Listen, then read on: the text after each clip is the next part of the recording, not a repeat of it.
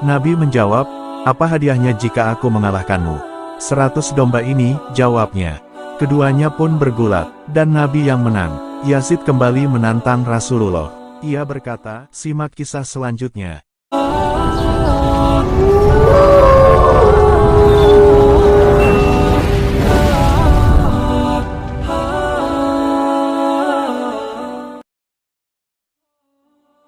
Bismillahirrohmanirrohim. Assalamualaikum warahmatullahi wabarakatuh. Segala puji bagi Yang Maha Kuasa Tuhan seluruh alam.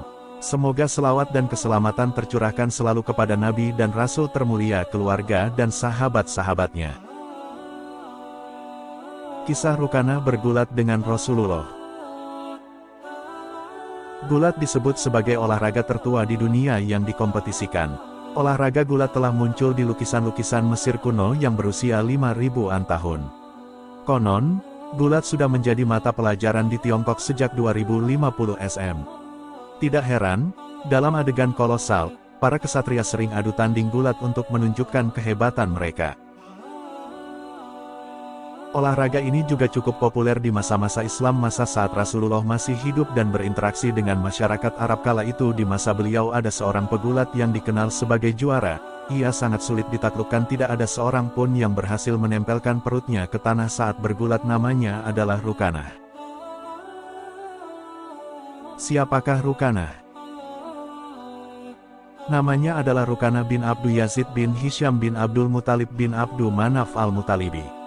Ia adalah seorang pemimpin Arab yang terkenal dengan kekuatannya. Walaupun badannya kekar dan besar, Rukanah tetap lincah dalam berkuda.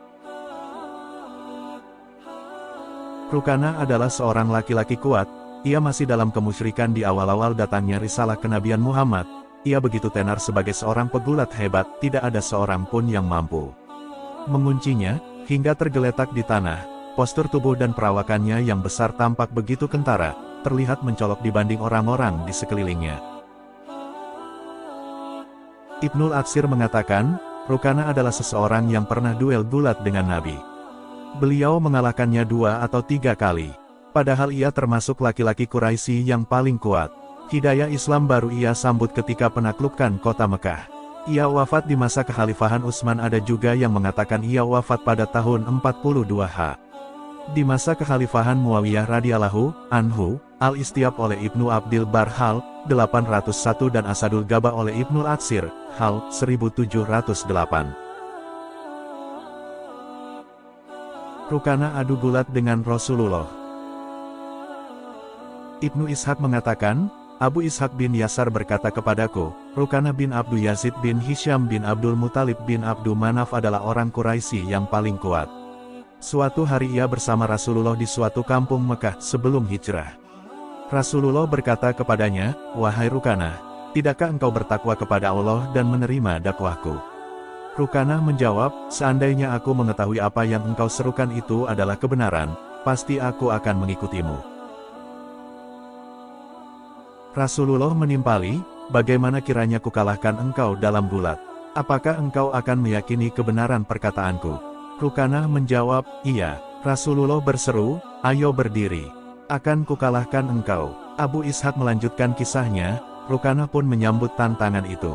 Keduanya pun duel gulat. Rasulullah menyergapnya dan berhasil menjatuhkannya. Rukanah pun tak berdaya. Penasaran dengan kekalahannya, Rukanah berkata, "Kita ulangi wahai Muhammad." Keduanya pun kembali bergulat. Rukanah kembali berkata, "Wahai Muhammad, luar biasa, kau berhasil mengalahkanku." Rasulullah bersabda, "Yang lebih luar biasa dari ini pun akan kutunjukkan jika engkau mau. Jika engkau bertakwa kepada Allah dan menaatiku." "Apa itu?" tanya Rukanah. Nabi menjawab, "Akan kupanggil pohon yang engkau lihat itu. Dan dia akan datang kepadaku. Panggillah," tantang Rukanah. Pohon itu pun datang hingga ke hadapan Rasulullah. Kemudian Rasulullah berkata kepada pohon itu, "Kembalilah ke tempatmu." Pohon itu pun kembali ke tempatnya semula. Rukanah pun pergi menuju kaumnya. Ia berkata, "Wahai anak-anak Abdu Manaf, mereka telah menyihir masyarakat. Demi Allah, aku tidak pernah melihat penyihir yang lebih sakti darinya." Kemudian Rukanah mengabarkan apa yang ia lihat. Sirah Nabawiyah Ibnu Hisham, Tahqiq Al-Halabi, 1:390-391. Dalam riwayat Al-Balazuri disebutkan bahwa Rukanah lah yang menantang Rasulullah bergulat. Ia dikabarkan tentang Nabi. Lalu Rukanah menemui beliau di salah satu bukit di Mekah. Rukanah mengatakan, "Wahai anak saudaraku, karena sama-sama Bani Abdu Manaf, telah sampai kabar tentangmu kepadaku. Aku tidak mengenal engkau sebagai pembohong. Jika engkau mengalahkanku dalam gulat, maka aku yakin engkau orang yang benar." Nabi pun bergulat dengannya sebanyak 3 kali. Abu Al-Yaqzan mengatakan, ketika Rukanah datang kepada Nabi untuk memeluk Islam di hari Fatu Mekah, ia berkata, "Demi Allah, aku mengetahui jika engkau bergulat denganku, engkau akan mendapat pertolongan dari langit." Kemudian ia pindah ke Madinah dan tinggal di sana hingga wafat di awal pemerintahan Muawiyah radhiyallahu anhu. Ansabul Ashraf oleh Al-Balazuri, 1:155, 392-392. Ia memiliki penguat dalam riwayat At-Tirmidzi 1784, Abu Dawud 4078, dan Al-Hakim 5903. Anak Rukanah bergulat dengan Rasulullah. Selain bergulat dengan Rukanah, Nabi pun pernah berduel dengan orang-orang selain Rukanah. Di antaranya adalah anak dari Rukanah. Namanya Yazid bin Rukanah. Ibnu Abbas radhiyallahu anhuma mengisahkan, Yazid bin Rukanah datang menemui Nabi dengan membawa 300 ekor domba. Ia berkata, "Wahai Muhammad, apakah engkau mau duel gulat denganku?" Nabi menjawab, "Apa hadiahnya jika aku mengalahkanmu?" 100 domba ini, jawabnya. Keduanya pun bergulat, dan Nabi yang menang. Yazid kembali menantang Rasulullah. Ia berkata, "Maukah engkau adu gulat sekali lagi?" Nabi menjawab, "Apa imbalannya?" Yazid menjawab, 100 domba lainnya.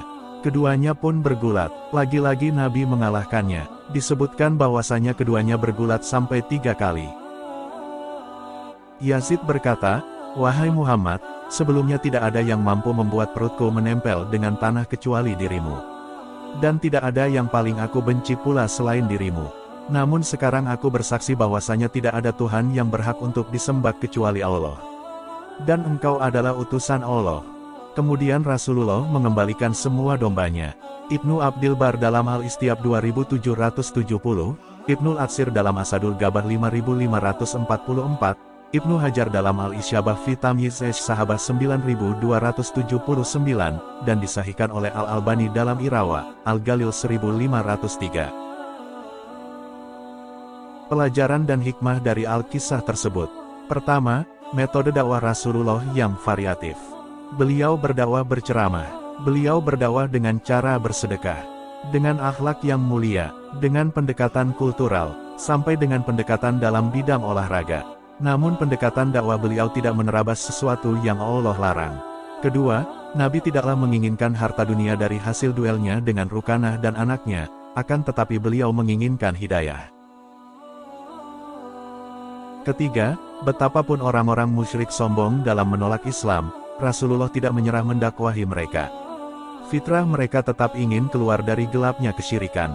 Keempat, terkadang seseorang malu menerima dakwah dengan metode ceramah. Namun ia akan mengakui keunggulan dan kebenaran yang dibawa orang lain apabila bisa mengalahkannya dalam bidang yang ia geluti. Oleh karena itu, terkadang seseorang lebih menerima orang yang seprofesi dengannya ketika mendakwahinya. Dosen dengan dosen, pegawai pabrik dengan pegawai pabrik, mantan artis dakwah kepada artis. Segala puji bagi Yang Maha Kuasa Tuhan seluruh alam. Semoga selawat dan keselamatan tercurahkan selalu kepada Nabi dan Rasul termulia, keluarga dan sahabat-sahabatnya. Wassalamualaikum warahmatullahi wabarakatuh.